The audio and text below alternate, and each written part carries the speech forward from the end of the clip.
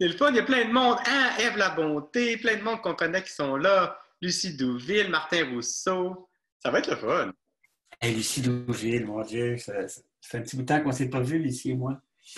Alors, je vais remettre les écouteurs, je pense. Je me sens mieux avec les écouteurs, c'est correct? Ah, oui, parfait, tout à fait. Et puis, c'est ça. Là, tu sais que tout le monde nous entend. Fait que là, toutes les niaiseries que tu vas te dire, on va les entendre. Parce que là, on commence juste à une heure, mais les gens commencent déjà à nous voir. Alors, ils sont là, puis on commence à leur souhaiter la bienvenue d'ailleurs. Denise, allô? Ah, je ne vois pas les noms. Ah, Ah, peut-être que Luc Grégoire qui est là. Ah, salut Luc. Affichage galerie, peut-être que je devrais faire ça pour voir les noms. Ben, non, si tu mets la galerie, tu vas me voir. Si tu mets affichage galerie, on va se voir les deux. Ah, et pour voir les noms des personnes, je Un peux participant ou converser, puis tu vas voir à droite. converser. Salut à vous deux, Denise Tétrault. Salut Bonjour. Denise.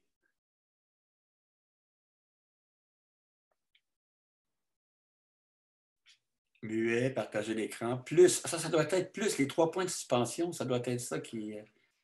Bonjour Anne. Allô André. Plus. Oui. Alors, oui, c'est ça, tu as participant puis conversé.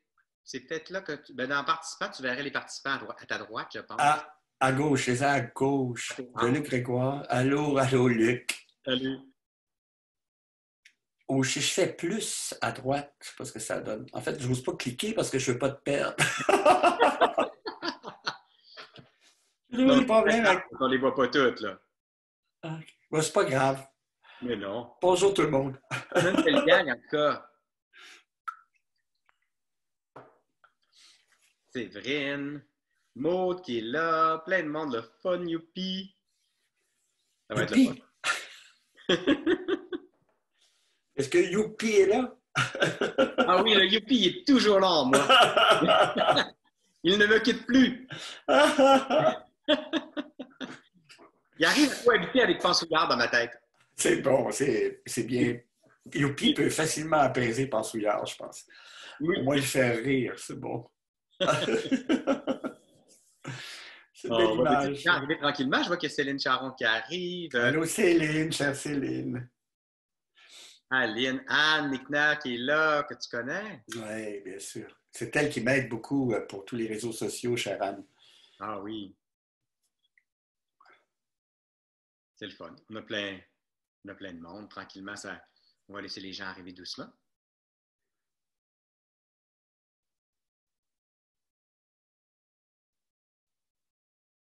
Première expérience. Oui. Puis nous, ben, c'est juste la deuxième fois qu'on vit ça comme ça, là, at large, avec un grand public. D'habitude, ça se fait dans l'intimité de la maison. Alors, on trouvait que c'est important de donner notre contribution aussi, puis de pouvoir permettre à un plus grand nombre de t'entendre, d'être là dans ce dialogue. De nous entendre, tous les deux. Dialoguer tous les deux. De nous entendre. Oh, regarde, Céline est contente.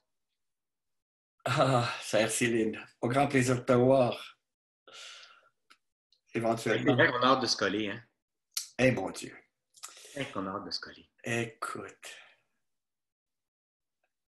C'est quelque chose qui nous est précieux, hein, la possibilité qu'on a de se prendre dans nos bras.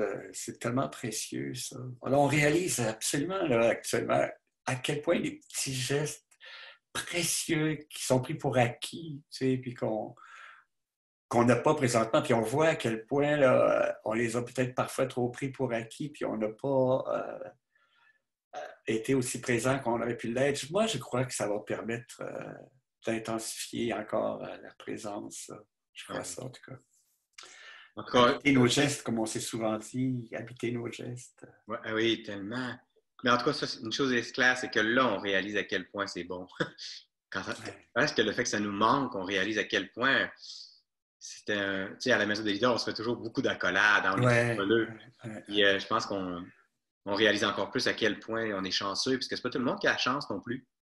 Hein, il y a des familles ou des contextes où c'est plus froid, où on n'a pas de la chance tellement de ces accolades chaleureuses. Puis je trouve que quand on a la chance d'avoir ça dans nos amitiés, dans nos familles, dans nos vies, on est chanceux. Ah oui, tout à fait. C'est vraiment l'opportunité, c'est vraiment ça, l'opportunité de prendre conscience là, tout ce qui est plus précieux parce que ça, c'est pas là. Mm. Et de prendre conscience de ce qui est précieux parce qu'on le fait arriver. Il y a des Oui. connexions qu'on établit, on peut en parler aussi là, tout à l'heure. Oui, puis il y a des choses qui nous apparaissent. Alors, ben oui, j'ai hâte. Là. On va attendre encore un peu. On va attendre un petit peu, puisqu'il y a quand même beaucoup d'inscrits, plusieurs centaines de personnes. Ah oui. Oui, je ne sais pas, au dernier décompte, on était 600. Fait que Hein? et là, c'est pour ça que là, on va attendre un peu encore, parce qu'il y en a seulement là, une soixantaine qui sont là. Puis, 600 personnes d'inscrites. oui, Ah wow. mais Serge, c'est sûr, tout le monde a le goût d'être là avec toi. Avec nous! Oui, avec nous, c'est vrai, c'est vrai. C'est vrai. On est Et, en dialogue! et oui, les gens, ils sont contents. Puis en plus, le dernier qu'on a fait avec Alain Crevier, je pense, Allô? Allô? il y a plein, autant, il y avait plus de 500 personnes, il y avait 800, il y a 800 personnes, 800-900 qui l'ont vu au total, parce qu'il y a beaucoup de gens qui vont pouvoir nous voir en différé, parce qu'on OK. va le permettre sur notre site, donc ça va permettre à des gens qui ne sont pas là de pouvoir l'écouter en différé. Alors, je vais passer des noms. J'ai envie de dire encore une fois bonjour. J'aimerais ça pouvoir le dire à chaque personne en particulier. Là. Oui, on aimerait ça. Patrick, Valérie. André qui est là, Bruno, Ouais, Antoine. Ah, c'est super. incroyable. J'avais hâte. Ah, wow. C'est incroyable. Puis je vois des nouveaux noms aussi, des gens que je ne connais pas. Donc, on vous souhaite la bienvenue vraiment. Et là, les gens de la maison, on les connaît tous, mais on aime la visite. Alors, on vous souhaite bienvenue à tout le monde qui vient de nous visiter.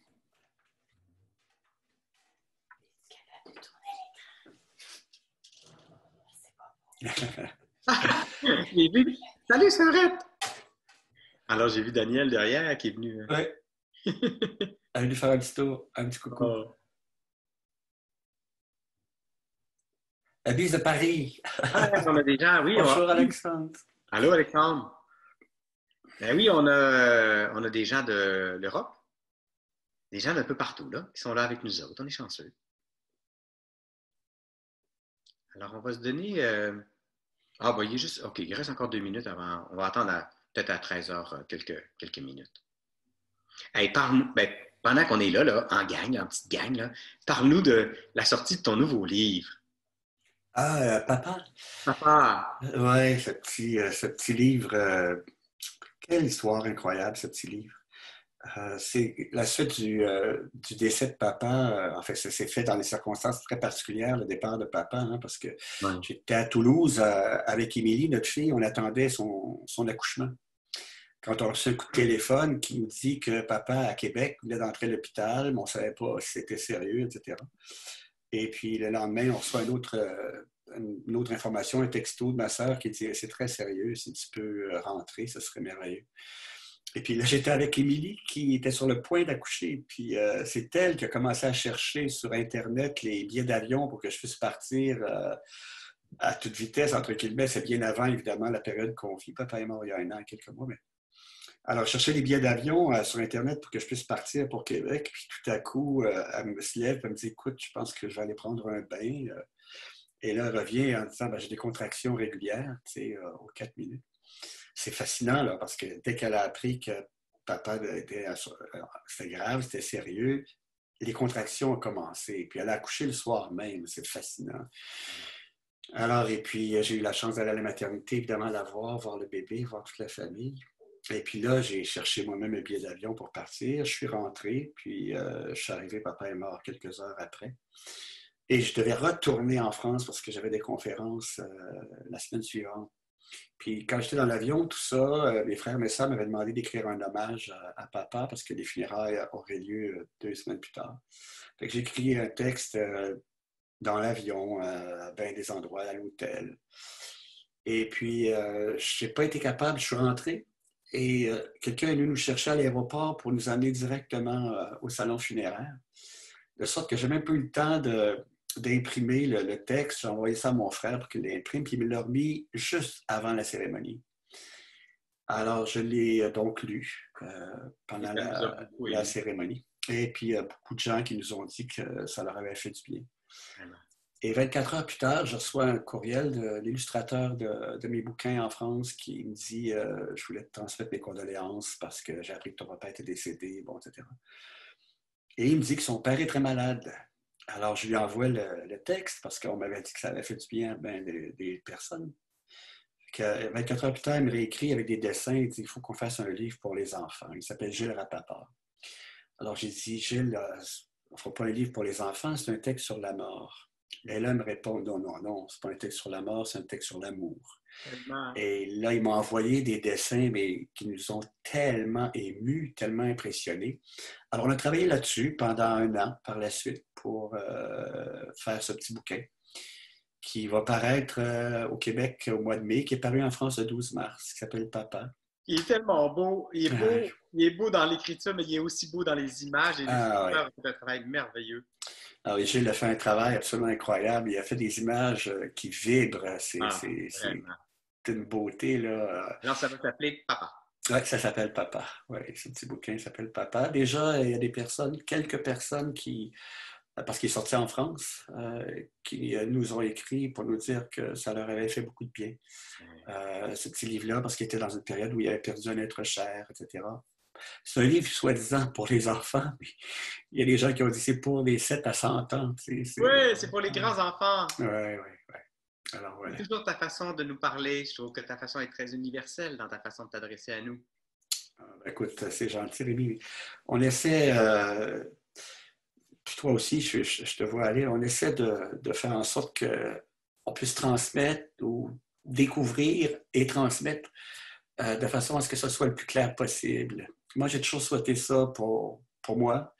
C'est-à-dire que quand je vais quelque part, écouter quelqu'un, j'essaie toujours de comprendre évidemment ce qu'il m'est dit, puis ça me facilite les choses quand c'est clair, parce que ça n'est pas toujours.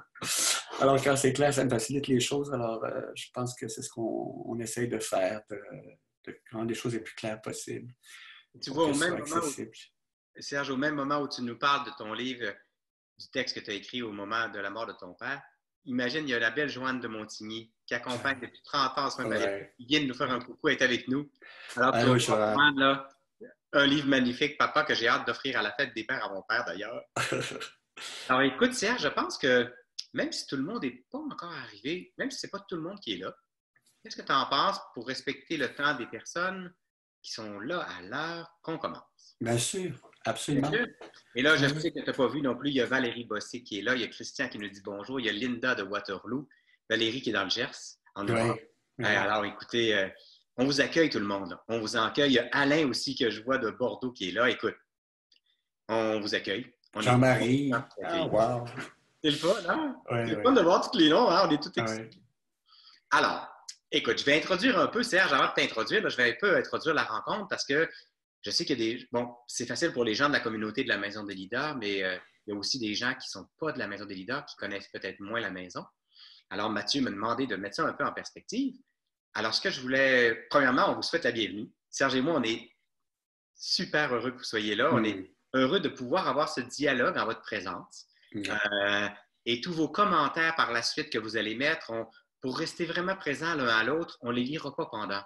Mais je peux vous dire qu'on va aller tous les lire après, puis on pourra communiquer. Alors, si vous avez le goût de poser des questions, apporter des commentaires, apporter des nuances, n'hésitez pas à le faire. Écrivez-nous, puis par la suite, c'est sûr qu'on va prendre le temps d'aller voir tous vos commentaires, c'est certain. Alors, écoutez, on est très touchés, toute la communauté de la maison, d'ouvrir nos portes, je dirais, à un beaucoup plus grand nombre. Pour ceux qui ne connaissaient pas la maison, la maison, c'est simple. On dit de la maison des leaders que c'est un espace de ralentissement pour les leaders de la francophonie. C'est un endroit où on vient se déposer, se reposer, se poser pour réfléchir ensemble, dialoguer comme on va le faire là. On travaille avec des moines, des philosophes, des artistes, des gens de tous les secteurs de la vie pour apprendre justement à comment on peut devenir de meilleurs êtres humains pour mieux gérer et pour mieux vivre avec les autres. C'est un peu ça, la maison. On est à peu près 400 leaders qui viennent régulièrement dans des groupes réfléchir. Et aujourd'hui, on est heureux de vous accueillir à la maison. Avant d'officiellement entrer dans ce dialogue avec Serge et vous présenter mon ami Serge, une des choses à laquelle on croit beaucoup à la Maison des leaders, c'est que c'est important, même si on entend toutes sortes de monde, c'est toujours important de ne jamais perdre sa capacité à réfléchir par soi-même. Mhm. Alors, en commençant, avant même peut-être de nous entendre sur ce fameux thème de la confiance, qui est probablement une des choses les plus précieuses à tous les types de relations, j'aimerais ça que vous preniez quelques secondes. On aimerait ça que vous preniez quelques secondes pour vous poser la question. Ah, moi, quand j'entends le mot confiance, c'est quoi qui pop-up dans ma tête? C'est quoi les mots qui vous viennent, les idées, les images qui vous viennent? Juste prendre le temps déjà de ressentir par vous-même qu'est-ce que ça suscite en vous, ce mot-là, la confiance.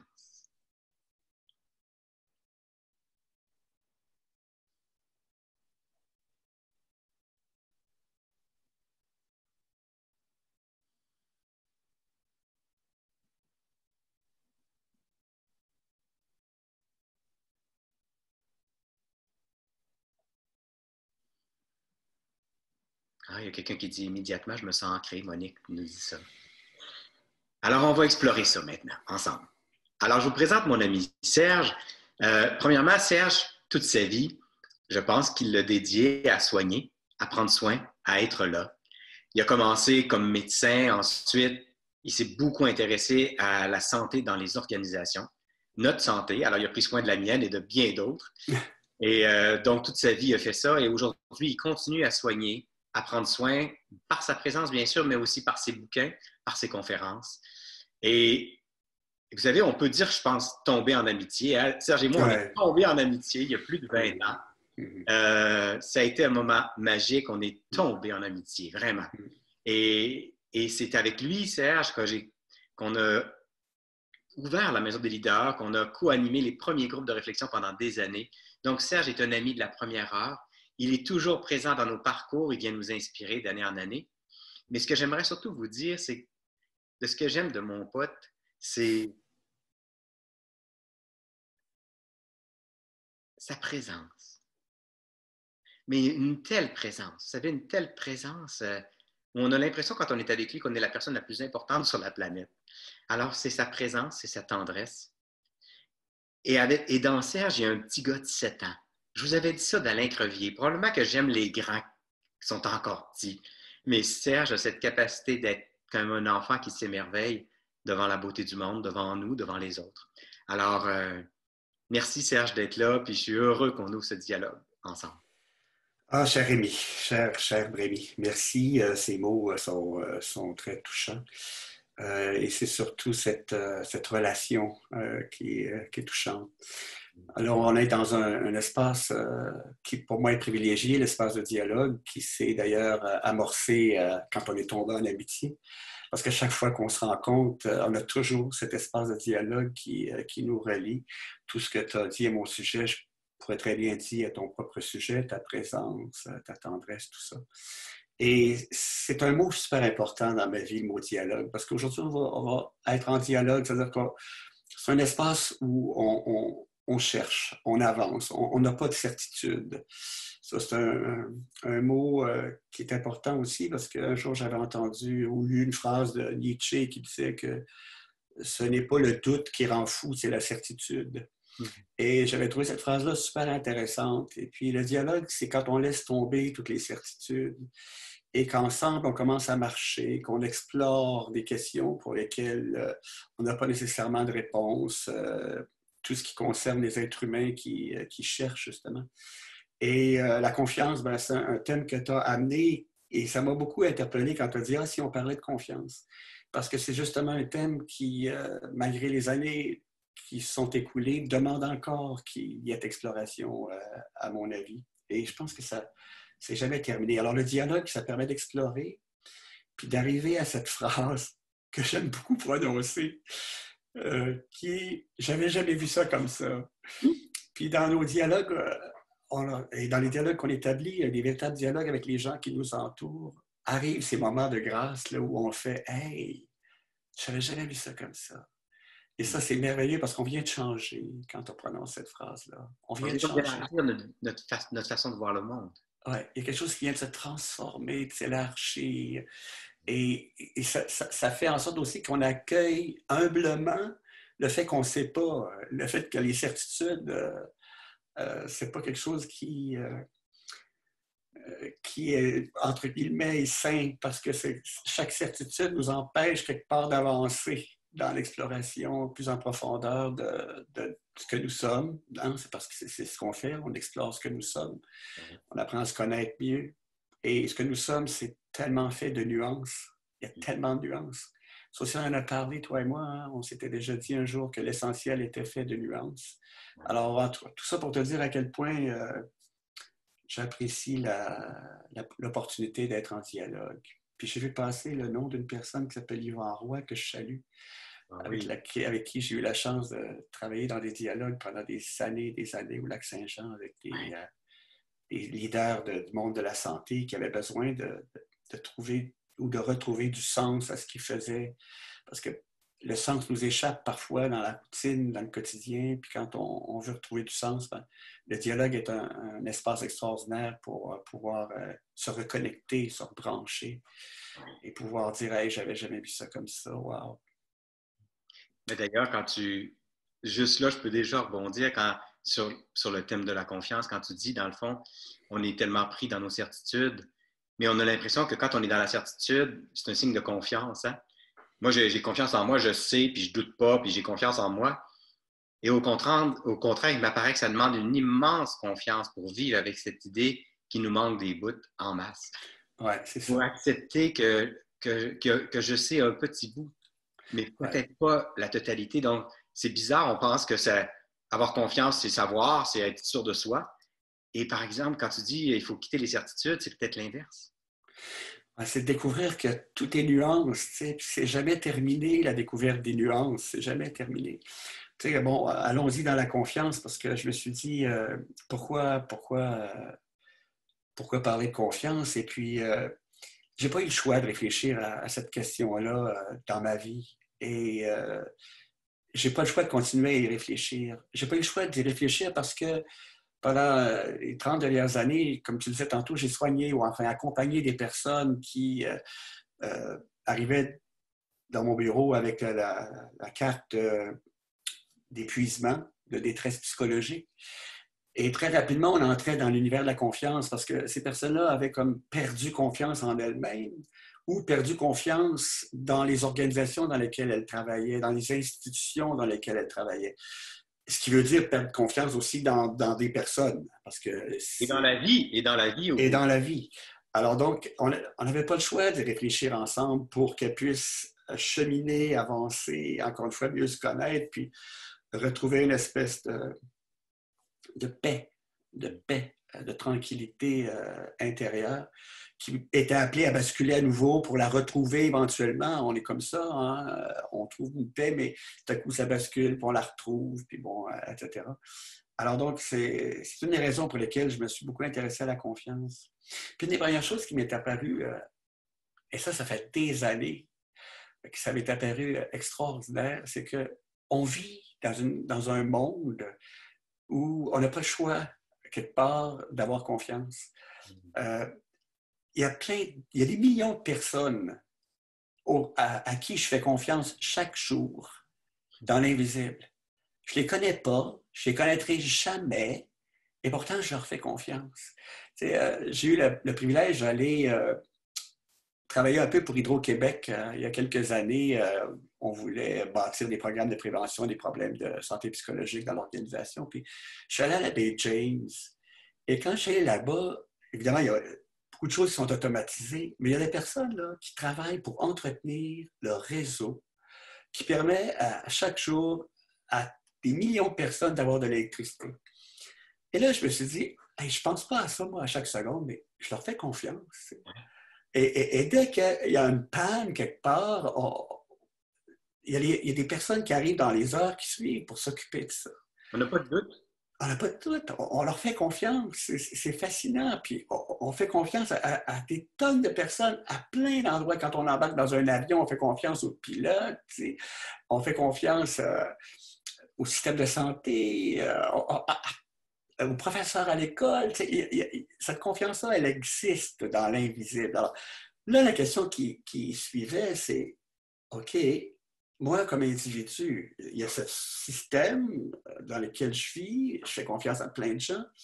Puis après ça, quand je réduis ça à moi comme individu, dans mon quotidien, aux personnes que je connais, avec lesquelles je vis, ou les gens de ma famille, là aussi, la question se pose, qu'est-ce qui fait qu'à ces personnes-là, je fais confiance au quotidien, parce qu'il y a aussi cette confiance-là qui existe à ce niveau-là.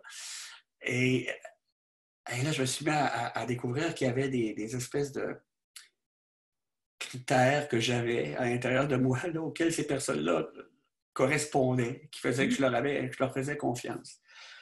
Donc, il y avait la société, il y a les gens avec lesquels je vis au quotidien, les gens que je côtoie, les gens que je vois, puis il y avait moi. Qu'est-ce qui fait que, est-ce que j'ai confiance? Qu'est-ce qui fait qu'on a confiance en soi? Tu sais, c'est des grands thèmes là qui apparaissaient quand les questions se posaient. Alors, avant d'aller plus loin, j'aimerais juste euh, te dire combien je suis content de ce que tu viens de dire, parce que j'accompagne parfois des leaders d'entreprise qui me disent, je le sais que je suis trop contrôlant, j'ai beaucoup de difficultés à faire confiance, moi je ne fais pas confiance d'emblée, c'est pas facile. Et la prochaine fois, je vais leur dire, ben, est-ce que tu es stressé de manquer d'électricité? Dans le fond, c'est vrai que les gens qui s'identifient parfois puis ont de la peine de ça comme des gens qui ne font pas confiance. C'est pas vrai, dans le fond. Ils font déjà beaucoup confiance à beaucoup de choses, à beaucoup de monde autour d'eux. Et je trouve que de bâtir sur ça, c'est mieux que de bâtir sur je contrôle tout parce que je suis insécure, parce que je ne fais pas confiance. C'est plus solide de bâtir sur oui, tu fais déjà confiance à beaucoup de monde. Je trouve que ah ouais. c'est très réconciliant déjà ça en partant, Serge. C'est tellement important, c'est parce que j'ai cherché l'origine étymologique du mot confiance. Ça m'intéresse toujours de savoir d'où ça vient, les mots. Puis dans confiance, il y a fiance là, qui est fidéré. Puis fidéré, là, c'est compter sur. On compte sur des personnes. C'est super intéressant. Puis on le fait dans les visites. Puis là, tu viens de prononcer un mot fondamental, le mot contrôle. Actuellement, là, dans la période qu'on traverse, là, il y a plein de choses qui sont liées au contrôle qu'on doit lâcher, puis pour entrer dans la confiance aussi par rapport à plein de gens qui s'occupent de ça. Là, mais le contrôle, en même temps, c'est un moyen que les êtres humains ont trouvé pour apaiser leur peur, pour apaiser leur anxiété. Beaucoup de gens veulent avoir plus de contrôle pour diminuer leur stress. Ça aussi, c'est intéressant. D'ailleurs, il y a une femme qui travaille beaucoup là-dessus, Sonia Lupien, qui est directrice de l'Institut de recherche sur le stress à l'hôpital Louis-H. Lafontaine, qui parle beaucoup de ça. Elle a une expression bien intéressante par rapport au cerveau. Elle dit que le cerveau, c'est un détecteur de menaces. Puis ça a permis d'assurer la survie de l'espèce humaine. Puis qu'une des manières de sortir quand on trouve une menace, là, ou qu'on pense qu'il va y avoir des choses menaçantes, une des manières de sortir de l'état d'inconfort qu'on peut ressentir, l'état qu'on appelle l'état de stress, qui est un état d'inconfort, c'est d'augmenter le sentiment qu'on a d'avoir du contrôle. Alors, sur la situation qu'on est en train de vivre. Donc, mais c'est tellement pas possible pour tout ce qu'on est en train de vivre. Donc, ce que tu dis, c'est parfaitement juste. Il y a plein de places où on laisse aller le contrôle. On le fait déjà pour entrer dans la confiance en rapport avec toutes ces personnes qui œuvrent au bien commun. Parce qu'on est dans l'univers de personnes qui œuvrent au bien commun. Alors, et donc, on lâche de petits contrôles individuels. Je ne peux pas contrôler, moi, la transmission de l'électricité dans les pylônes de l'Hydro-Québec, pas plus que je peux contrôler. Ben non. Puis je ne peux pas contrôler les gestes du chirurgien qui m'opère non plus, tu sais. Puis, alors donc, il y a quelque part où on laisse, tu sais, la fameuse expression bien galvaudée, là, lâcher prise, là, elle s'applique en grande partie à ça, là, pour qu'on entre dans la confiance, puis on le fait. On le fait déjà à plein d'endroits. Maintenant, comment on peut traduire ça ailleurs, dans des places où on a peut-être perdu la confiance? Et ça aussi, excuse-moi. Non, ça va. Ce qui me venait, c'est encore là, beaucoup, beaucoup de gens on va se culpabiliser parfois d'ailleurs. On va se dire, mon Dieu, que je suis contrôlant, tu sais. Mais dans le fond, il faut juste accepter que quand on devient contrôlant, comme tu le dis, c'est une réaction à l'insécurité toujours. Ouais. Alors moi, je me vois, tu sais, moi, je ne suis pas quelqu'un de très contrôlant en général, mais j'ai mes zones de contrôle. Tu sais, les affaires sur lesquelles que je suis bien gossant. Alors, je vais. Et quand je m'aperçois devenir contrôlant, je fais comme ah, tiens, qu'est-ce qui te fait peur, Rémi? Qu'est-ce qui t'insécurise? Et donc, parfois, c'est utile, parce que parfois, effectivement, il y a quelque chose à contrôler. Tu sais, parce que le contrôle, c'est aussi positif, mais quand c'est conscient que ce n'est pas une réaction uniquement à la peur, mais c'est un choix. Et je trouve que de s'observer à chaque fois qu'on se met à contrôler, ah, qu'est-ce que j'ai? Est où mon manque de confiance? De quoi j'ai peur? De quoi je suis inquiet? Est où mon insécurité? Ça nous amène tranquillement à l'observer, notre insécurité, à l'apaiser, puis à retrouver la confiance. Tu sais, dans nos organisations, là, si on ne fait pas ce travail-là d'introspection, là, ça coûte une fortune, les contrôles internes dans les entreprises. Notre méfiance ou notre difficulté à faire confiance coûte une fortune à nos organisations et ça pollue aussi beaucoup la vie des personnes qu'on veut contrôler, qui, eux, auraient tellement besoin qu'on leur fasse confiance. Ah, ouais. Ah, c'est aussi toute la vieille sagesse, là. Essayer de découvrir ce sur quoi je peux peut-être avoir un certain contrôle, puis ce sur quoi j'en ai absolument pas, là. Tu sais, c'est la vieille sagesse, c'est presque devenu un cliché, mais c'est très difficile d'entrer dans cet état-là, dans cet état d'observation, justement, qui permet ce que tu viens de très bien nommer, là. C'est l'état d'observation qui permet tout à coup découvrir, OK, qu'est-ce qui pourrait être menaçant pour moi? Et si après avoir posé cette question-là, où est-ce que j'ai du contrôle? Et si j'en ai pas, constater que j'en ai pas pour le moment, là, j'en ai pas, puis aller dans le lâcher-prise. Mais c'est à la base même du fonctionnement qu'on a en société. Après ça, là, on peut commencer à regarder aussi la confiance au niveau de soi comme individu. Ça, c'est un autre thème important à explorer, tant au niveau collectif dans les organisations qu'au niveau de soi. Si on a perdu confiance dans une organisation dans laquelle on travaille, si on a perdu confiance, il y a des questions importantes à se poser par rapport à ce qui a fait qu'on a perdu cette confiance-là. Et comment on pourrait peut-être la rebâtir? Est-ce que c'est possible? Tu sais, avec les gens que je voyais là, en consultation, c'est une des premières questions qu'on se posait ensemble. OK, qu'est-ce qui s'est passé? Qu'est-ce qui s'est passé parce que vous êtes passé d'une période où vous aviez confiance à un certain moment, puis là, vous l'avez perdu, cette confiance-là. Alors, qu'est-ce qui s'est passé dans les relations que vous aviez avec les personnes qui vous entouraient? C'est pas facile de répondre à cette question-là. Mais après l'avoir exploré, s'il y a des gens qui disaient, ben, écoutez, justement, on s'est mis à me contrôler de façon absolue, on ne me faisait plus confiance, on me demandait de faire des choses qui n'avaient aucun sens parce que j'avais des délais qui n'avaient pas d'allure, je ne pouvais pas participer aux décisions qui me concernaient, tu sais, plein d'éléments comme ça. OK, mais à partir de ça, on fait quoi? Est-ce qu'il est possible de rebâtir cette confiance-là à travers les organisations, à travers, entre autres, des dialogues avec les personnes qui vous entouraient, etc., etc. C'est des questions très importantes au niveau organisationnel. Mais je ne sais pas si tu aurais le goût d'aborder la confiance en soi comme individu. Hey, ouvre ça, puis je plonge avec toi. Ou si tu veux qu'on... Ouais, allons-y. Parce que ça, c'est une question qui est aussi bien importante. On l'a beaucoup utilisé. C'est comment se faire confiance, comment avoir confiance en soi. Puis ça, je mettrais ça en rapport avec la place qu'occupe l'ego dans nos vies puis dans cette société.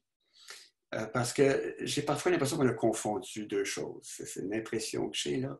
J'ai l'impression qu'on a confondu quelque chose qui est en rapport avec l'ego qui veut se renforcer, prendre plus de place, je suis capable de faire ça, je suis extraordinaire, puis là, rentrer dans ce qu'on appelle ici le pétage de bretelles qui fait bien rire les Français quand on utilise cette expression-là, versus tout ce qui t'intéresse depuis que je te connais, Rémi, tout ce qui concerne le développement des talents, le développement du potentiel d'une personne, de ses ressources, de ses capacités. Là, on n'est pas dans l'ego, là. On est dans la découverte de ses ressources, de son potentiel, puis comment développer ça. Puis à mon avis, on n'a pas besoin du pétage de bretelles pour développer son potentiel, là. on a à le découvrir, puis à mettre en place ce qui permet à ce potentiel de s'épanouir. Parfois, c'est aussi, bon, il y a du travail à faire, bien sûr, pour se connaître. Après ça, passer à l'action pour que ça se développe. Si je crois que je peux peindre, ben, il faut que je passe à l'action pour pouvoir peindre. Si je crois que je peux faire de la musique, il faut que je passe à l'action pour commencer à faire de la musique. Si je crois que je peux fabriquer des meubles, que je peux jardiner, tous ces potentiels humains demandent qu'on passe à l'action pour pouvoir entrer en relation avec l'univers qui nous entoure pour que ça vienne au monde. Et il y a aussi des rencontres qui permettent, dans la confiance mutuelle, à ce potentiel de se développer. C'est toujours la métaphore du professeur qui observe le potentiel d'un étudiant puis qui fait en sorte que ce potentiel-là puisse s'exprimer. J'associe ça à arroser quelque chose pour que ça pousse. T'sais. Puis là, on n'est pas dans l'ego, là. On est dans la connaissance du potentiel des êtres humains. On est plus dans la connaissance de soi que dans la confiance en soi. Ouais. La connaissance de soi, puis la mise en place de ce qui va permettre à ce qui est là de germer, de s'épanouir, etc., etc., et qui fait qu'on est bien en le vivant, là. Et qu'on n'a pas besoin de prouver quoi que ce soit à qui que ce soit, puis qu'on n'est pas dépendant du regard des autres, parce que ce qui vient altérer la confiance, parfois, c'est la quête d'approbation permanente, la crainte, la peur du jugement de l'autre par rapport à quelque chose qu'on met de l'avant, etc., etc. Je ne sais pas ce que... Oui, tout à fait. Moi, tu vois, quand tu as amené ça, la première chose qui m'est montée quand tu as parlé de la confiance en soi, moi, j'ai réalisé il y a quelques années, j'ai réconcilié il y a quelques années que je ne suis pas quelqu'un qui avait beaucoup confiance en lui. Et pendant des années, j'admirais tellement les gens qui avaient confiance en eux. Je me disais, hey, mon Dieu, ça leur a permis de réaliser des grandes choses. Et ça ne fait pas tellement d'années que j'ai réconcilié ça et j'ai réalisé que moi, c'est parce que je n'avais pas confiance en moi que j'ai réalisé des grandes choses.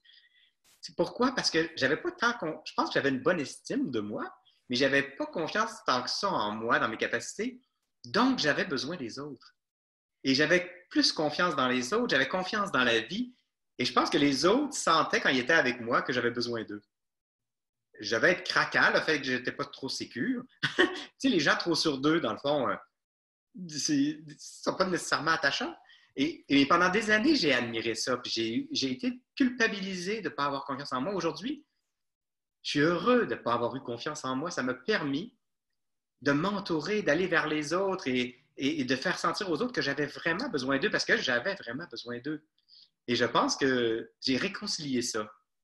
Tu sais, les gens disaient, c'est difficile si tu n'es pas capable d'aimer. Si tu t'aimes pas, tu t'aimeras pas. On fait des calculs drôles. Tu sais, si tu n'as pas confiance en toi, tu n'es pas capable d'avoir confiance dans les autres. Ben moi, c'était pas ça. J'avais pas beaucoup confiance en moi, j'avais beaucoup confiance dans les autres. Alors, ça m'a réconcilié, ça, cette idée de... Et comment maintenant, je pense que la confiance que je donnais, ben, ils me la redonnaient par la suite. Et ils ont contribué, dans le fond, à ma confiance à moi. Mais au départ, ce n'était pas si présent en moi. C'est venu de ma capacité à faire confiance aux autres et à la vie. Tu es entré dans vraiment ce que nous sommes en profondeur, c'est-à-dire cette espèce d'interconnexion. Quand on rentre dans la présence, là, tu en as parlé au début, mais parce que pour moi, la présence, je la distingue de l'ego. Il y a l'univers de l'ego puis l'univers de la présence. C'est plus facile pour moi de parler de ce que nous sommes en utilisant cette image-là, l'univers de l'ego puis l'univers de la présence. Parce que quand l'attention est accaparée par l'ego, l'attention n'est plus dans la présence. Puis si elle n'est plus là pour la connexion avec l'autre, la connexion avec ce qu'on est en train de ressentir soi, bon, etc.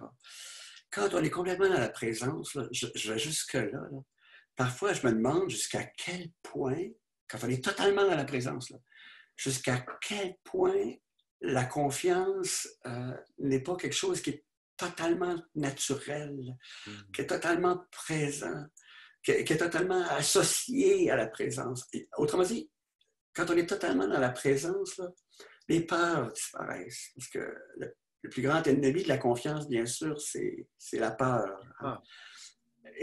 L'émotion qui est au cœur de l'activité de l'ego, c'est la peur. Alors que quand l'attention est accaparée par l'ego, qui lui craint toujours de disparaître, il est toujours en train de vérifier à gauche et à droite s'il n'y a pas quelque chose de menaçant pour lui, tout le temps, tout le temps. Et le cerveau détecteur de menaces dont on parlait tout à l'heure est toujours à l'affût de ce qui pourrait effectivement être menaçant pour les représentations qu'on a de soi-même, pour les images qu'on veut maintenir, entretenir de soi. Alors, comme on est toujours dans la méfiance, on ne peut pas être dans la confiance. Alors, c'est quand on passe, quand l'attention passe du monde de l'ego au monde de la présence, que tout à coup, la confiance apparaît parce que les peurs disparaissent. Les peurs se dissolvent. Et là, on entre dans ce que tu décris. On entre vraiment dans ce que nous sommes profondément, c'est-à-dire la connexion, qui ne peut se réaliser que dans la présence, bien sûr, et non pas dans la surveillance permanente de ce qui pourrait être menaçant pour nous. Bon. Je te dis, honnêtement, ce que je te dirais, qu'on vient de vivre ça un peu à la maison. Quand il y a eu cette annonce, le fameux 12 mars de confinement, etc., on a été un peu rapidement dans la peur de comment va survivre la maison. Donc, à propos de nous, dans la peur. Et on s'est dit, bien, la première chose, là, c'est d'appeler nos membres, d'appeler notre communauté, communiquer avec eux, savoir eux comment ils vont, comment ça se passe. Bien, en faisant ça, là, on a complètement oublié nos peurs. On n'en a même plus reparlé, dans le fond, parce qu'on était tellement dans le bonheur d'être dans la connexion qu'on se disait, mais on s'aime donc bien, on est là les uns pour les autres, c'est tellement wow. La peur s'est évanouie. Puis c'est après 3 semaines qu'on s'est dit, ben t'as peu, là, on est-tu correct financièrement? Ou là, il y a comme on a commencé à en reparler, mais ça s'est estompé complètement parce qu'on est entré dans la rencontre. On est devenu à propos de l'autre. Et la peur, on l'a oublié pendant 3 semaines. Ah oui, vous êtes entré complètement dans ce que nous sommes, notre essence même, l'interconnexion, ce que nous sommes profondément quand l'ego s'apaise. L'ego qui sépare, qui isole à travers une des multiples représentations qu'on a de soi-même. C'est l'image qui était montée dans mon esprit un jour pour pouvoir illustrer ça, l'espèce d'oignon identitaire avec toutes les pelures identitaires. Là. Ces milliers de pelures identitaires, là, le stylo qui a identifié machin, on est toujours en train de surveiller si on n'a pas un commentaire négatif. Donc, comment peut-on être dans la confiance quand on est dans l'ego? C'est impossible.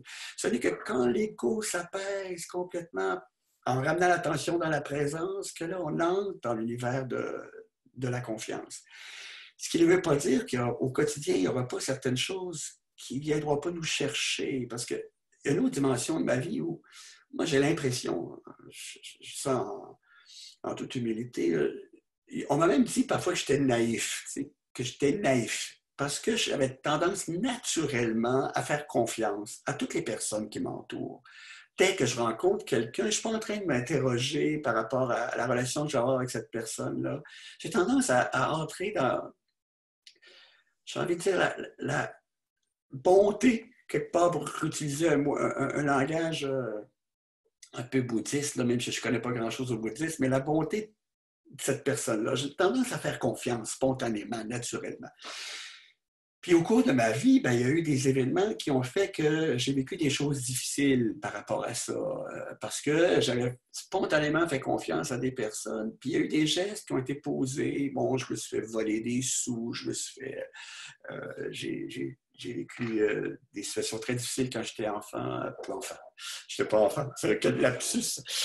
Quand j'étais jeune adulte, vieil adolescent et jeune adulte, puis que je travaillais à l'été ces chantiers de construction, j'avais 17 ans.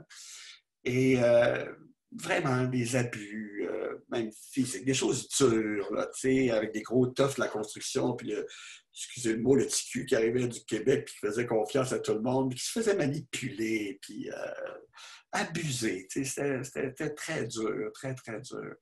Alors, et ça, c'est important parce que dans des situations comme ça, il y a des choses avec lesquelles il faut rester lucide. Il faut continuer, ça on a déjà parlé, Rémi, ensemble, mais il y a des situations qui sont inacceptables, vis-à-vis lesquelles il faut continuer de s'indigner, comme individu, comme groupe, pour que la confiance soit entretenue et pour peut-être essayer d'entrer aussi dans des espaces de dialogue pour que ces situations-là se corrigent. Qu'on retrouve quelque chose, qu'on retrouve un espace où la confiance pourrait réapparaître, Ou si elle ne réapparaît pas, cette confiance, parce que c'est pas possible de retrouver cet espace-là, ben, investir son énergie ailleurs, dans d'autres espaces. Puis là, je pense à des organisations, quand je parle de ça, où des personnes travaillaient, où ils ont vécu des abus, ils ont été manipulés, ça existe, c'est des réalités. Et puis, ces personnes-là ont commencé, après avoir essayé de toutes sortes de façons de reconstruire des relations à l'intérieur desquelles elles avaient confiance ou elles se sentaient en confiance, en percutant sur des personnes dont l'ego prenait toute la place, dont l'activité égoïque prenait toute la place, ont décidé d'aller investir leur énergie ailleurs. Puis ça c'est une phrase que je trouve importante aussi.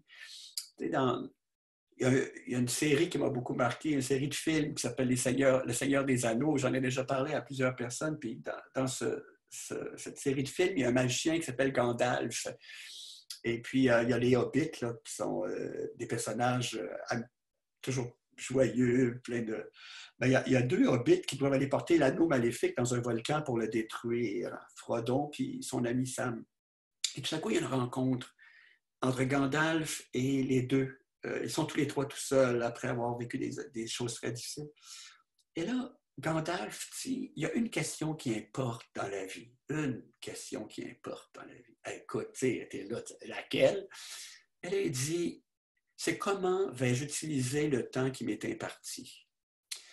Comment vais-je utiliser le temps qui m'est imparti? Et ça, j'associe ça beaucoup à la confiance. Si je suis dans un endroit où je suis dans une situation où il y a eu des gestes, des choses inacceptables qui requièrent que ça arrête, que ça stoppe, que c'est pas possible, il faut que je me pose la question, à quoi je consacre le temps qui m'est imparti? C'est pas là. C'est pas là que je vais mettre mon énergie. Il faut peut-être que je la mette ailleurs. Il y a des relations comme ça aussi dans nos vies. Et c'est très, très important, cette question de constater qu'il y a des personnes qui ne sont pas toutes à la même place. Qu'il y a des personnes qui ne sont pas encore arrivées à apprivoiser leur ego. Il y a des personnes qui ne se connaissent pas encore très bien elles-mêmes.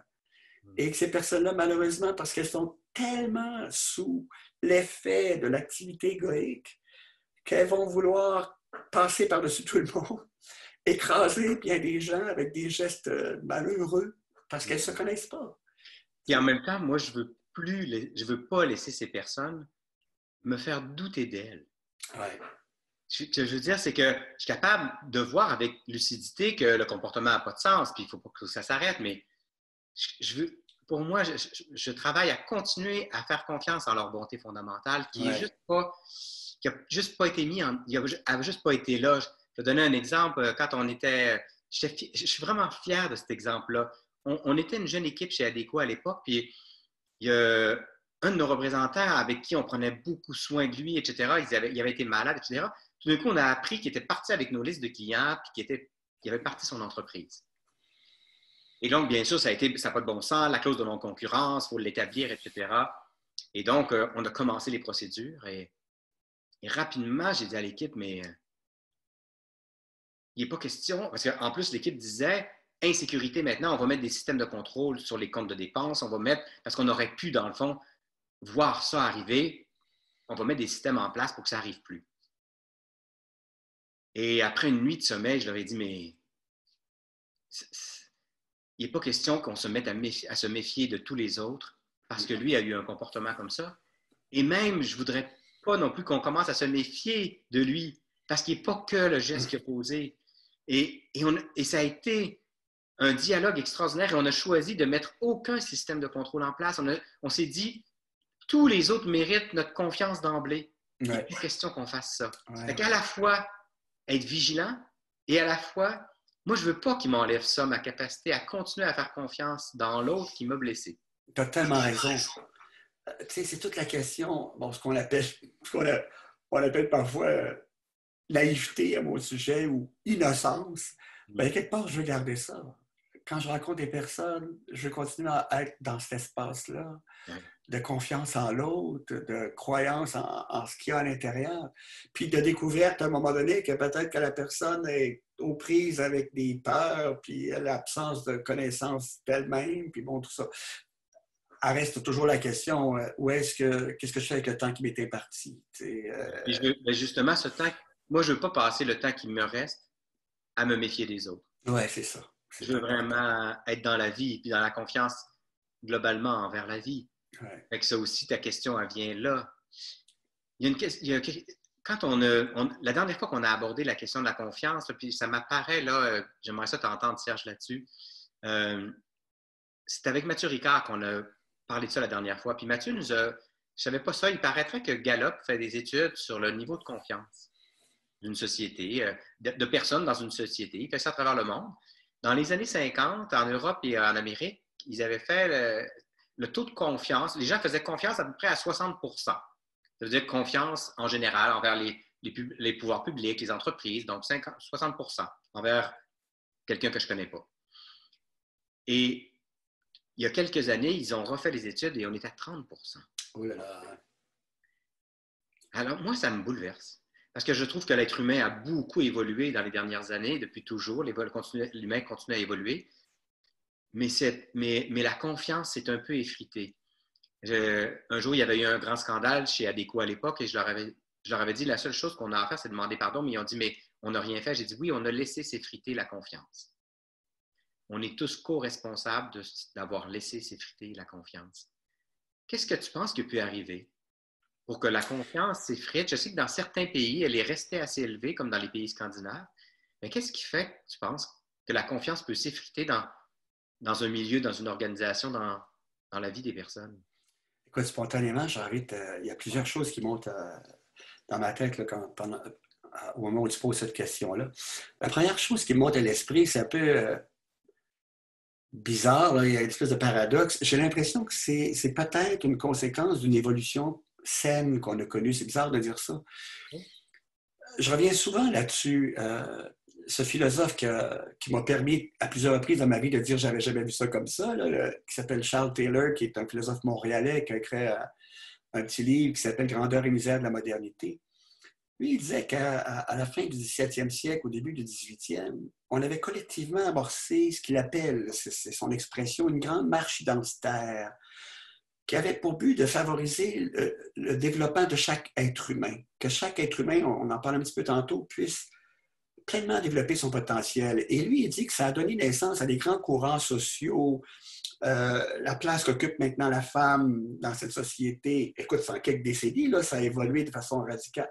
L'égalité des races, l'orientation sexuelle, toutes ces dimensions-là qui ont connu une évolution là, extraordinaire au cours des, d'après lui, 2-3 derniers siècles et qui continuent à évoluer, qui devront continuer à évoluer pour que chaque personne puisse, son expression, c'est s'individuer, devenir elle-même. On n'est pas dans l'ego, là, on est dans le développement du potentiel de chaque personne. Puis, étrangement, ça a fait en sorte qu'il y a des choses qui sont devenues inacceptables. Il y a des choses qui étaient tolérées il y a encore quelques décennies et qui maintenant, là, ne sont plus tolérées du tout. Tu sais, moi, j'ai eu à travailler sur le harcèlement psychologique en milieu de travail. J'ai eu à travailler sur le harcèlement sexuel en espace de travail. Il y a quelques décennies, des affaires qui étaient acceptées, là. Les cheveux nous dressent sur la tête aujourd'hui quand on pense à ça. Là, la petite tape, ses fesses, machin, là, ça n'a plus aucun sens. Ça. Donc, il y a eu une merveilleuse évolution qui a fait en sorte que plein de choses qui sont maintenant ne sont plus acceptables, ne sont plus tolérées. Et parallèlement à ça, il y a peut-être eu aussi une espèce de conséquence à ça qui est liée à la confiance. C'est-à-dire que là, il y a une espèce de surveillance qui s'est peut-être installée de tout ce qui pourrait être à l'origine de ces gestes-là qui sont maintenant inacceptables, qui sont... On ne veut plus ça. Alors, il y a des choses auxquelles on a cessé, il y a des situations, on ne veut plus que ça arrive. Donc, il y a une espèce de méfiance qui a peut-être pu s'installer pour protéger les acquis qui continuent à devoir évoluer. Il y a un autre élément qui a monté dans ma tête, puis là, je sais que notre ami Patrick Baudouin est là, puis Patrick a eu un jour une... Salut Patrick! Tu m'as aussi permis, Patrick, de dire que je n'avais jamais vu ça comme ça. Parce qu'il parlait de la place de l'image dans la société, mais l'image, là, nos écrans, là, le HD, le 4G, 5G, 6G, à l'époque, c'était pas ça, mais en tout cas, ces images haute définition parfaites. Et ça, c'est intéressant parce que comme on a maintenant accès à des images parfaites, il est possible qu'on s'attende toujours à quelque chose de parfait dans le monde dans lequel on vit. Qu'on ait développé cette forme d'exigence-là, que le monde dans lequel on vit soit le reflet ou soit à la hauteur des images parfaites dont on est constamment entouré chaque jour. Alors, dès qu'une image n'est plus à la hauteur de nos attentes ou de nos exigences, on peut entrer dans une absence, une diminution de la confiance à l'égard de ceux qui ne correspondent pas justement à cette perfection-là dans leurs gestes, dans leurs décisions, dans leur comportement, dans leurs attitudes, etc., etc. Et on est piégé parce qu'on a... Parce que d'ailleurs, beaucoup d'employés nous disent ça, qu'ils vivent ça dans les entreprises, comme s'ils ont l'impression d'être jamais assez. C'est ça. Alors, never enough. Je suis jamais assez, jamais ça coche, j'en fais jamais assez, c'est jamais assez. Donc c'est comme si je sens qu'on me fait plus confiance, mais on n'est plus. Dans le fond, c'est qu'on ne fait pas confiance que je sois à la hauteur d'attentes qui n'ont pas de bon sens 365 jours par année. La perfection. On a des images qui sont, à nos yeux, quasiment parfaites, puis là, on se met à attendre que des comportements, des décisions, des façons de fonctionner qui seraient parfaites aussi. Alors, et ça, c'est impossible. Un autre élément qui est associé à ça, c'est l'instantanéité, la vitesse à laquelle on est capable d'aller maintenant. Prenons la situation actuelle, le COVID. Écoute, hier, j'écoutais, je pense, c'est Boucardio qui disait ça, là, tout le monde en parle hier, il disait qu'on est en train de construire des avions en plein vol. C'est-à-dire que ça va tellement vite qu'on voudrait que les décisions qui soient prises aillent aussi vite que le virus se répand. Et c'est absolument impossible. Mais on est habitué à aller à cette vitesse-là. On est habitué à avoir des réponses immédiates devant encore avec notre technologie. On appuie sur le bouton, c'est immédiat, bon, etc. Alors que la situation actuelle, ça demande d'abord de la comprendre. C'est un étranger, ce virus-là. Là. Il vient d'arriver, on ne le connaît pas. Il faut faire allô, t'es qui toi? Tu sors d'où? T'as l'air de quoi? Il faut apprendre à le connaître. Puis il faut aussi apprendre à réagir, comment on va fonctionner. Puis ça ne se fait pas en un claquement de doigts. Nécessairement, il y a un rapport au temps et tu en parlais dès le début, quand tu parlais de la maison des leaders puis d'espace de ralentissement, il y a nécessairement un ralentissement devant des décisions qui sont prises, des gestes qui sont posés. Il faut pour entrer dans la confiance, justement, qu'on accepte qu'il y ait un espace de temps requis pour comprendre, bien saisir, prendre les bonnes décisions. Ça ne se fait pas en un claquement de doigts. C'est impossible. Donc, de penser que les leaders qui prennent des décisions rapidement engendrent de la confiance, au contraire, c'est inquiétant. À quelque part, parfois, on est inquiet de ça, de réactions, de gens qui réagissent aux situations au lieu de répondre aux situations après avoir discerné. Tout à fait. Tout à fait. Absolument. La situation, c'était triste. Moi, ça m'a fait de la peine, tout ce qui se passe dans les CHSLD. Mais comment peut-on tout comprendre ça en une heure? Ça demande qu'est-ce qui se passe? Il arrive quoi? On a besoin de quoi? Comment on va faire? Tout ça requiert un ralentissement, un certain temps. Puis ça a fait perdre aussi une partie de la confiance parce qu'on s'est mis à exiger que tout se fasse à toute vitesse, qu'on ait des réponses immédiates. Puis il y a du monde qui ne peuvent pas faire ça. L'autre affaire importante par rapport à la chute de confiance, c'est souvent le traitement médiatique aussi. Le spectacle, le show. On met la caméra sur la patente qui pourrait être sensationnelle, faire scandale, puis monter les codes d'écoute, puis toute la patente, puis on ne met pas la caméra sur ce qui est fait comme effort, comme réflexion, comme geste magnifique. On en a présentement des caméras sur les gestes magnifiques, mais dans une balance, là, par rapport à ce qui est du côté du scandale, puis du menaçant, puis etc. Là, dans la balance, ça pèse moins lourd, ce qui est magnifique. Mais en même temps, c'est presque une bonne nouvelle qu'on parle des drames dans les journaux. Ça veut dire que c'est très spécial. Ça veut dire que, dans le fond, la normalité, c'est des gestes d'amour, de tendresse, de confiance, Alors, c'est sûr qu'on n'en parle pas dans les journaux, c'est tellement banal. Alors, moi, dans le fond, je suis assez content. Je me dis, si on se commençait à parler des gestes banals, ça voudrait dire que c'est de la nouvelle, mais c'est plus de la nouvelle. C'est tellement normal d'être bons les uns pour les autres et c'est ça qui est le plus répandu. Donc, on parle de ce qui arrive rarement, qui sont les gestes épouvantables. Ouais. J'ai besoin, moi, personnellement, Amy, de temps en temps, de quelque chose qui me sort des éléments qui pourraient m'amener dans une forme de découragement. C'est-à-dire que, tu sais, quand je vois un gros titre, là, il se pourrait que nous ayons, je ne sais pas combien de millions. Puis on sait que le cerveau, il y a de la difficulté avec le conditionnel. Là, quand c'est écrit, il se pourrait que, il y a une femme qui parlait de ça aussi à la télé il n'y a pas longtemps, une psychologue.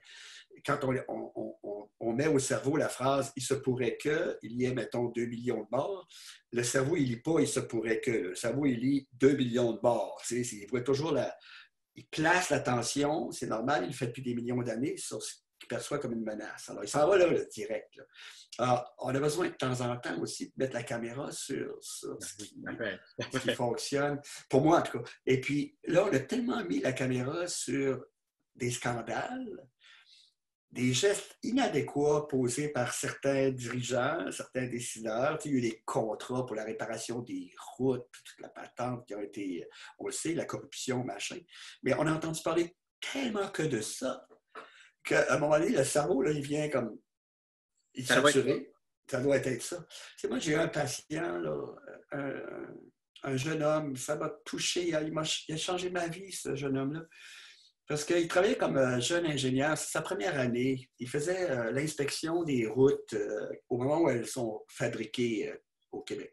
Lui, sa job, c'est de planter une espèce de machin qui évalue l'épaisseur de chacune des couches requises là, de gravier, de sable, je ne sais pas trop quoi. Là. Lui, il dit, bon, c'est correct, vous en avez mis suffisamment, ça respecte les normes, bon, machin. Sauf qu'il est venu me voir parce qu'il était brûlé, épuisé, etc. Mais surtout parce qu'on lui avait fait des menaces. On lui avait dit qu'on sait que tu as une petite famille, là.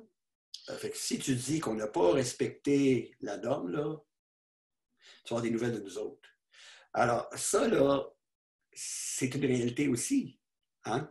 Alors, lui, ce jeune homme-là, là, il a quitté cet emploi-là, bien sûr, puis là, il vivait de détresse. Mais moi, après ça, quand je roulais sur les routes du Québec, puis que je voyais des trous à bien des places, je voyais plus les trous de la même façon. Là, je me disais, il y a des choses qui sont là, sur lesquelles on a braqué la caméra, bien sûr, et qui ont fait en sorte que, malheureusement, à cause d'une décision qui a été prise par un individu dont on parlait tout à l'heure, qui, malheureusement, bien que la bonté soit quelque part en lui enfouie, mais là, c'est l'activité de l'ego qui domine, là, faire plus d'argent, bon, blablabla.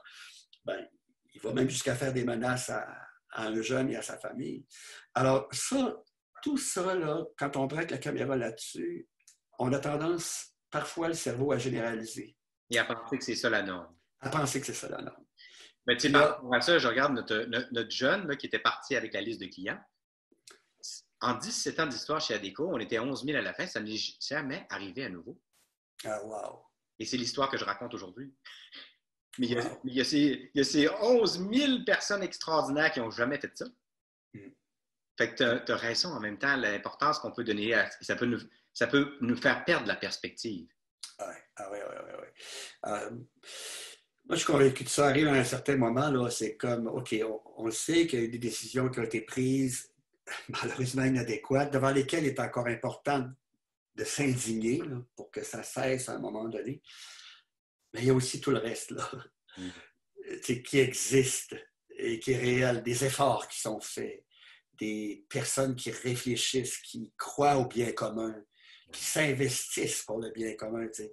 Comme on en voit plein présentement, là, des milliers de gestes. Puis moi, à chaque fois que je vois quelque chose comme ça, là, je suis ému. Je suis touché. Parce que je me dis, mais c'est tellement extraordinaire de faire partie d'une communauté humaine qui est capable de ces gestes-là, qui est capable de cette attention-là. T'sais. Il y a des leaders, quand ils ont su de la maison, quand ils ont su qu'on parlerait de la confiance, ils m'ont justement demandé, mais comment on fait pour retrouver cette confiance qui s'est peut-être effritée?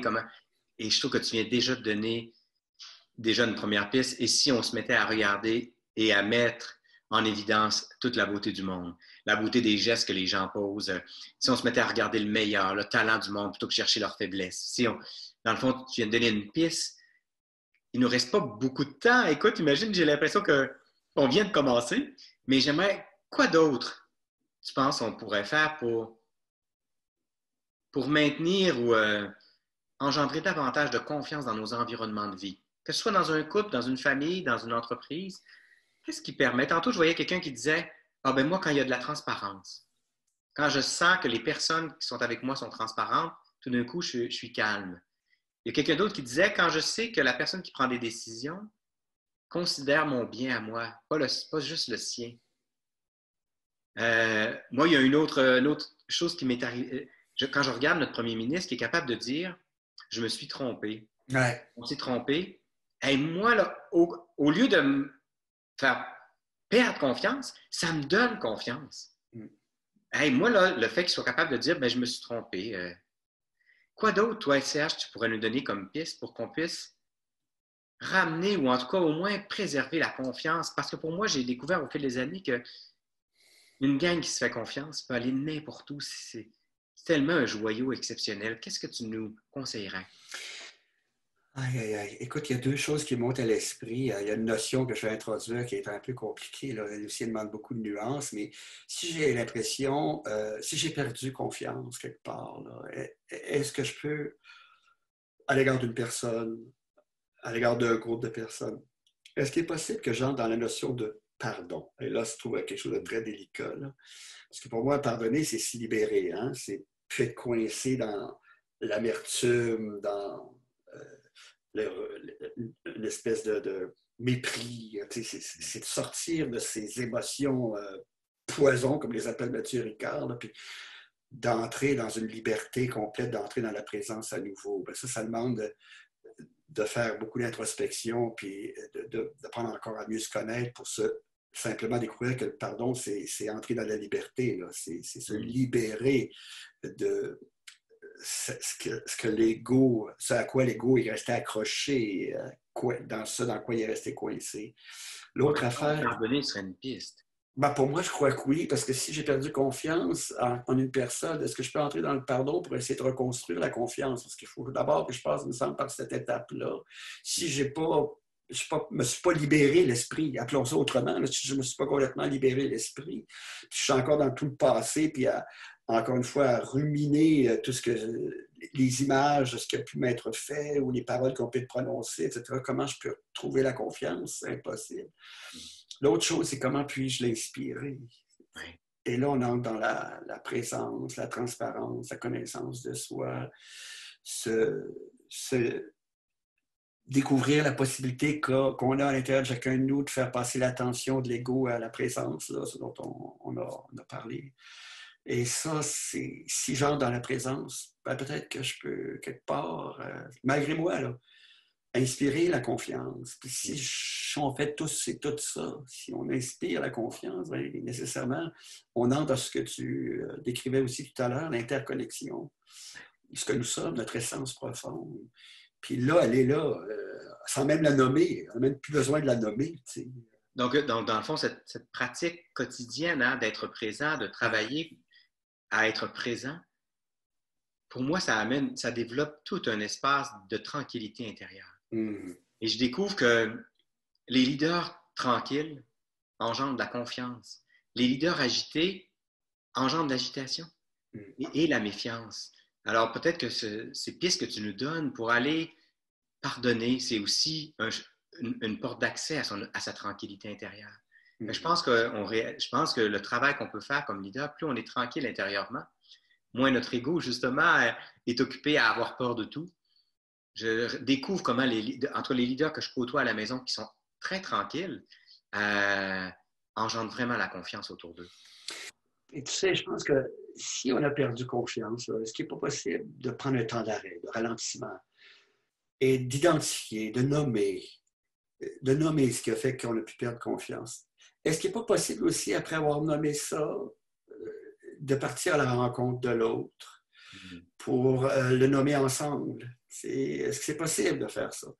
Il y a des situations où on peut découvrir que ça ne l'est pas. Parce qu'on peut découvrir que quelqu'un n'est pas là, et qu'il n'a pas envie d'entrer dans cet univers-là. Ben là, revient encore la question, qu'est-ce que je fais du temps qui m'est imparti? Est-ce que je vais dans des relations dans lesquelles je vais pouvoir faire en sorte que l'énergie qui m'habite et la créativité et tout ce qui peut être à l'intérieur de chacun de nous puisse s'exprimer pleinement, plutôt que de se percuter sur des situations qui ne permettent pas cette expression-là. Écoute, ça va se terminer dans... on arrive déjà à 14 heures. Moi, une des choses que j'aimerais déposer là, en tout cas dans ce qui m'apparaît, là, c'est... Des fois, on peut dire je manque de confiance ou moi, je n'ai pas confiance en mon organisation ou je n'ai pas confiance dans mon patron ou je manque de confiance envers mes collègues. Si on remplaçait ça par je manque d'amour, je trouve qu'on serait plus bouleversé. Comme si on a le droit de manquer de confiance, manquer d'amour, mais pour moi, manquer de confiance, c'est un manque d'amour aussi. Et donc, je pense que pour ceux qui avaient le goût de poursuivre la réflexion sur la confiance, moi, ce que j'aimerais, avant de laisser conclure Serge, c'est de vous inviter, là, tout le monde qui est là, à poursuivre ce dialogue. Nous, on vient juste, imaginez-vous, de l'ouvrir demain, le petit main, affaire, là. Et là, on vient d'ouvrir ça ensemble, Serge et moi, avec vous, devant vous. L'objectif, là, c'était d'allumer cette petite flamme-là. Puis, moi, mon grand souhait, ce serait que dans les prochains jours, les prochaines semaines, vous réfléchissez ensemble. Vous ouvriez des salles Zoom, si vous n'êtes pas capable de vous voir, pour réfléchir ensemble sur l'état de la confiance dans vos équipes. Est-ce qu'on se fait confiance? On est-tu capable de se dire, bien, pas tant. Et voilà pourquoi. Voilà ce qui s'est passé en moi. Et si on était capable d'ouvrir des dialogues vrais sur l'état de la confiance dans nos équipes de travail, dans nos couples, dans nos familles, on pourrait découvrir ce qui se passe, ce qui est à la source et revenir à la confiance, donc revenir à cette capacité qu'on a de s'aimer les uns les autres dans la confiance. Ouais. Ah ouais. Serge, qu'est-ce que tu aimerais nous laisser comme quelques mots à... Je reviens toujours à quelque chose qui est tellement précieux là, en ce qui me concerne, c'est apaiser l'écho pour entrer dans la présence. Parce que c'est dans cette présence-là que l'amour émerge, que la connexion émerge, que l'émerveillement émerge, que tout ça émerge. Et juste ce travail-là qui, quelque part, est à la fois facile et simple, pardon, et difficile, parce qu'il faut simplement observer où est l'attention, là, puis la ramener dans la présence, ben, c'est à la base de ce que tu viens de dire aussi. Il ne peut pas y avoir d'amour s'il n'y a pas de présence. Il ne peut pas y avoir de confiance s'il n'y a pas de présence. Tout est là. Tout est là. Et je dirais que dans le fond, quand on est dans cette présence-là, vraiment présent à ce que l'autre est au-delà des gestes qu'il pose, on peut peut-être rentrer dans une confiance inconditionnelle. Ah, c'est beau. L'amour inconditionnel. Cette confiance de dire, tu sais, tu n'as pas d'allure, là, puis tu me fais du mal, mais j'arrête pas de faire confiance à la personne en toi qui a bien de l'allure. Alors, je t'aime. Ben, moi aussi, Rémi, profondément. Là. Merci d'être là. Merci à vous autres d'avoir été là avec nous autres. Et ça y est, on multiplie les espaces de dialogue autour du thème de la confiance pour qu'on revienne renforcer de ce qu'on vient de vivre et que la confiance puisse au contraire prendre encore plus de place dans nos vies, dans nos organisations. Je fais un gros câlin. Et un gros câlin à toutes les personnes. Tout le monde. Merci beaucoup. Bye bye.